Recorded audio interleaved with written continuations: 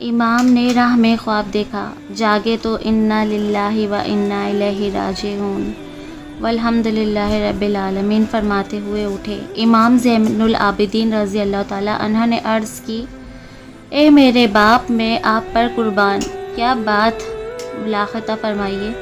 فرمایا، خواب میں ایک سوار دیکھا، کہہ رہا ہے لوگ چلتے ہیں اور ان کی قضائیں ان کی طرف چل رہی ہیں۔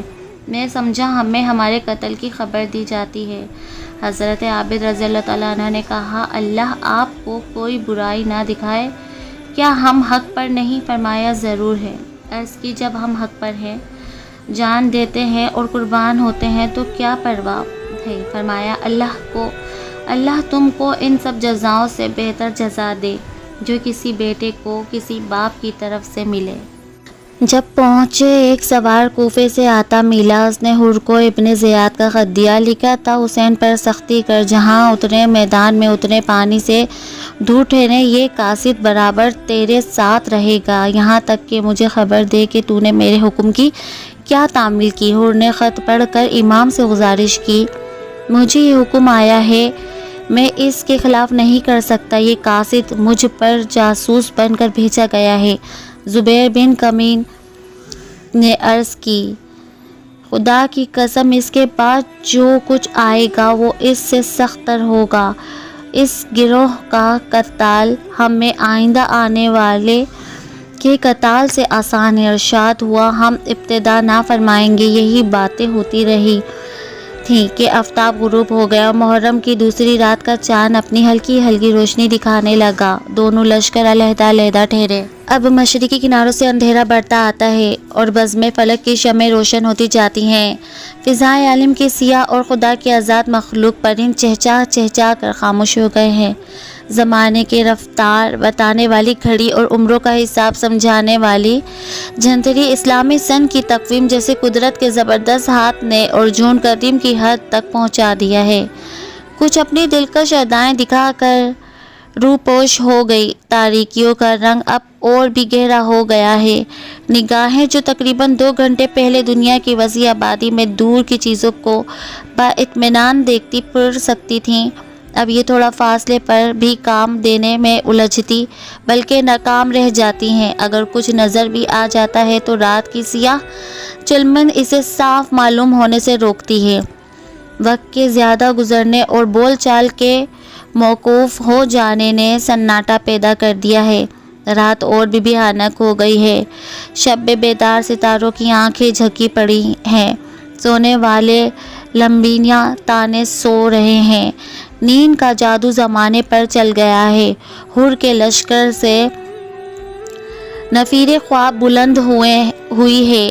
امام جنت مقام جنہوں نے اتنی رات اسی موقع کے انتظار میں جاگ جاگ کر گزاری ہے، کوچ کی تیاریاں فرما رہے ہیں۔ اسباب جو شام سے بندھا رکھا تھا ہار کیا گیا اور عورتوں بچوں کو سوار کرایا گیا۔ اب یہ مقدس قافلہ اس اندھیری رات میں فقط اس آسرے پر روانہ ہو گیا ہے کہ رات زیادہ ہے، دشمن سوتے رہیں گے اور ہم ان سے صبح ہونے تک بہت دور نکل جائیں گے۔ باقی رات چلتے اور سواریوں کو تیز چلاتے گزری۔ اب تقدیر کی خوبیاں دیکھے کہ مظلوموں کو صبح ہوتی ہے تو کہاں کربلا کے میدان میں جل جلالہ یہ محرم 21 ہجری کی دوسری تاریخ اور پنجِ شنبہ کا دن ہے۔ عمرو بن سعد اپنا لشکر لے کر امام کے مقابلے پر آ گیا ہے۔ اس بدبخت کو ابن زیاد بن نہاد نے کفار یلم کے جہاد پر مقرر کیا اور فتح کے صلے میں حکومت رے کا فرمان لکھ دیا تھا۔ امام مظلوم کی خبر پائی، بدنصیب کی نیت بدی پر آئی، بلا کر کہا کہ ادھر کا قصد ملتوی رکھ، پہلے حسین سے مقابل ہو، فارغ ہو کر ادھر جانا۔ کہا مجھے معاف کر دو، کہا بہتر مگر اس شرط پر کہ ہمارا نوشتہ واپس دے۔ اس نے 1 دن کی مہلت مانگ کر احباب سے مشورہ کیا، سب نے ممانعت کی اور اس کے بھانجے حمزہ بن مغیرہ بن شعبہ نے کہا اے ماموں میں تجھے خدا کی قسم دیتا ہوں کہ حسین سے مقابلہ کر کے گنہگار نہ ہونا۔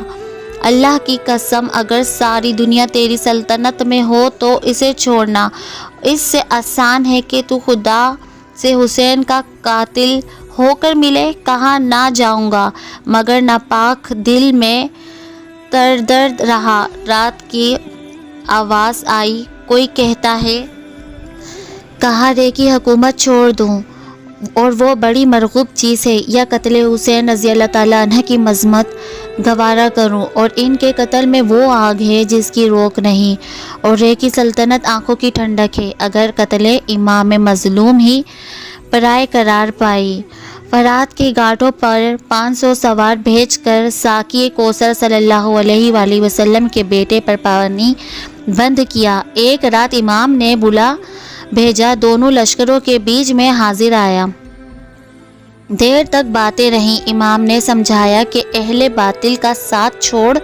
کہا میرا گھر ڈھیا جائے گا، فرمایا اس سے بہتر بنا دوں گا۔ کہا میری جائیداد چھین جائے گی، ارشاد ہوا اس سے اچھی عطا فرماؤں گا۔ 3-4 رات یہی باتیں رہیں جن کا اثر اس قدر ہوا کہ ابن سعد نے ایک صلح آمیز خط ابن زیاد کو لکھا کہ حسین چاہتے ہیں یا تو مجھے واپس جانے دو یا یزید کے پاس لے چلو کہ اسلامی سرحد پر چلا جاؤں، اس میں تمہاری مراد حاصل ہے۔ حالانکہ امام نے یزید پلید کے پاس جانے کو ہرگز نہ فرمایا تھا۔ ابن زیاد نے خط پڑھ کر کہا بہتر ہے۔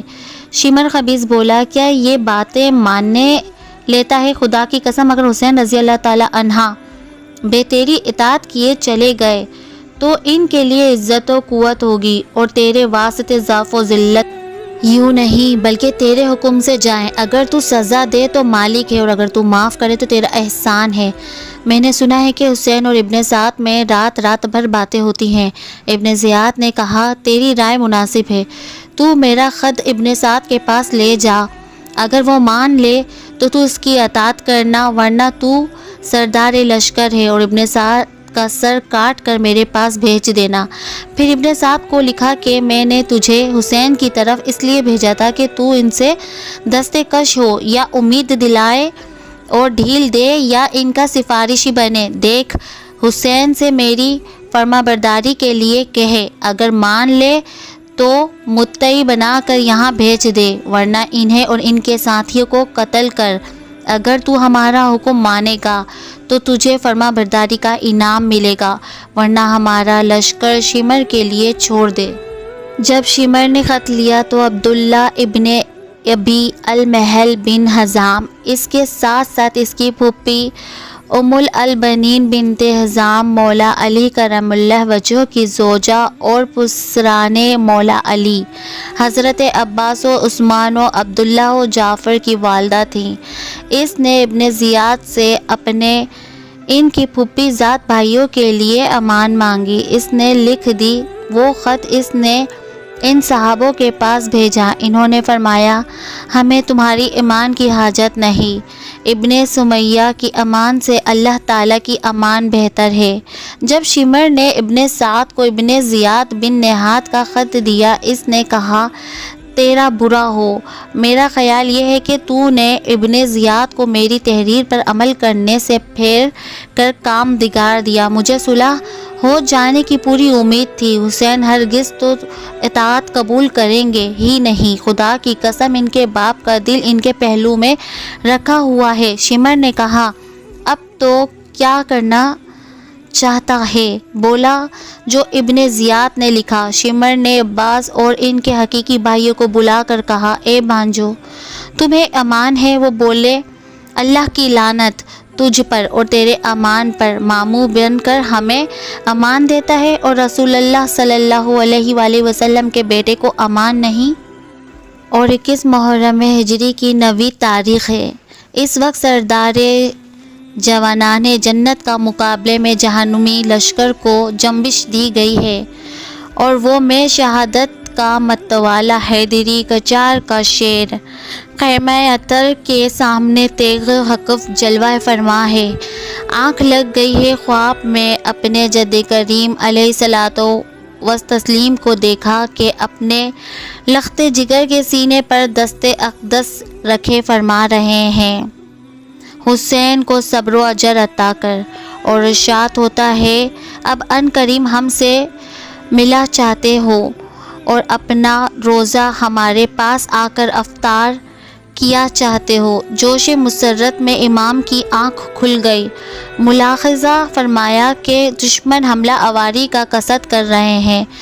جمعہ کا خیال اور پسماندوں کو وصیت کرنے کی غرض سے امام نے ایک رات کی مہلت چاہی۔ ابن سعد نے مشورہ لیا۔ عمرو بن حجاج زبیدی نے کہا اگر دلیم کہ کافر بھی تم سے ایک رات کی مہلت مانگتے تو دینی چاہیے تھی، غرض مہلت دی۔